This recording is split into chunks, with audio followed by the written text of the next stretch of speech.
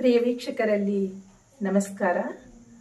ನನ್ನ ವಾಹಿನಿ ಬಂದು ಗ್ಲೋಬಲ್ ಸ್ಟಾರ್ 9 ಎಂದು. ನಾನು ಡಾಕ್ಟರ್ ವಿಜಯಲಕ್ಷ್ಮಿ ಪಂಡಿತ್ ಮಾತನಾಡ್ತಾ ಇರೋದು. ಇಂದು ಜಗನ್ಮಾತಾ ಚಾಮುಂಡೇಶ್ವರಿಯ ಪಾದ ಕಮಲಗಳಿಗೆ ಸ್ಮರಿಸುತ್ತಾ ಜಗನ್ಮಾತೆಯ ನವರಾತ್ರಿಯ ನವ ಅವತಾರವನ್ನ ನಾನು ವಿಸ್ತಾರವಾಗಿ 9 ವಿಡಿಯೋದಲ್ಲಿ ನಾನು ವಿಸ್ತಾರವಾಗಿ ಹೇಳ್ತೀನಿ.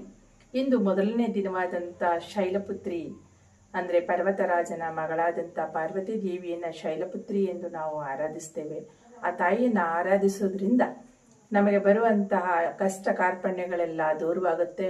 ಆ ತಾಯಿಯನ್ನ ಕಳಶ ರೂಪದಲ್ಲಿ ಆರಾಧನೆ ಮಾಡಬೇಕು ಮತ್ತು ದಾಸವಾಳ ಹೂವಿನಿಂದ ಅರ್ಚನೆ ಮಾಡಬೇಕು. ಇದರಿಂದ ನಮಗೆ ಬಂದಂಥ ಕಷ್ಟಗಳೆಲ್ಲ ದೂರವಾಗುತ್ತೆ.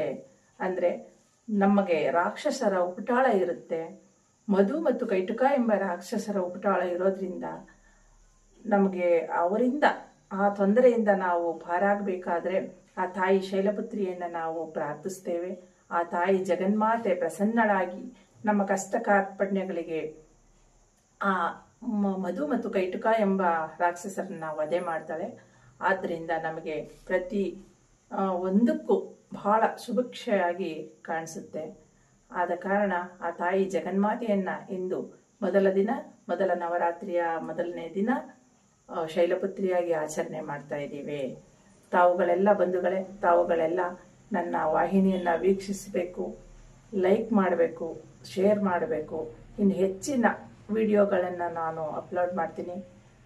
ಆದಷ್ಟು ನಮಗೆ ಲೈಕ್ ಮಾಡಿ, ಶೇರ್ ಮಾಡಿ. ನಮಸ್ಕಾರ.